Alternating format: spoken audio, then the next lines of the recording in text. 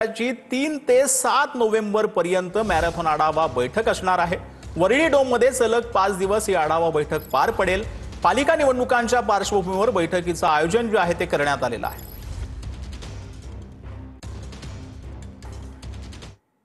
तर उद्योगपती गौतम अदानींनी शरद पवारांची भेट घेतलेली आहे।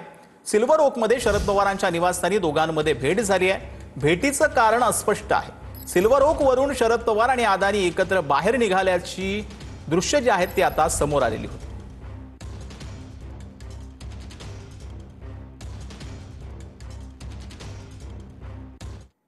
तर क्रीडा मंत्री कोकाटे ऑलिम्पिक असोसिएशनच्या निवडणुकीत दबाव आणतायत असा आरोप आमदार संदीप जोशींकडून करण्यात आलाय।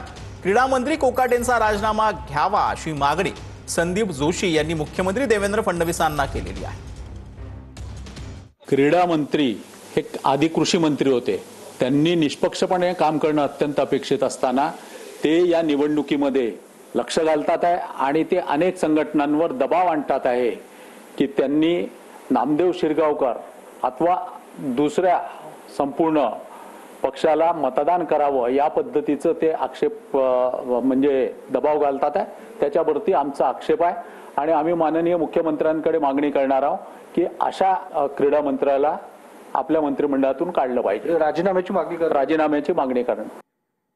तर भाजपा युवा मोर्चा प्रदेशाध्यक्ष अनुप मोरेंचा राजीनामा जो आहे तो पाहायला मिळतोय। भाजपा प्रदेशाध्यक्ष रवींद्र चव्हाणांकडे राजीनामा सुपूर्द करण्यात आलाय।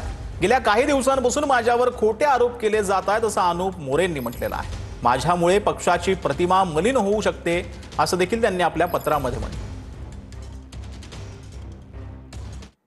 तर शिंदेंच्या शिवसेनेचे नेते दिलीप भोईरांसह 21 आरोपींना 7 वर्षांची शिक्षा सुनावण्यात आली आहे। अलिबागमधील चौंडी मारहाण प्रकरणी न्यायालयानं हा निकाल दिलेला आहे। मारहाण केल्याप्रकरणी 12 वर्षांपूर्वी गुन्हा दाखल करण्यात आलेला होता।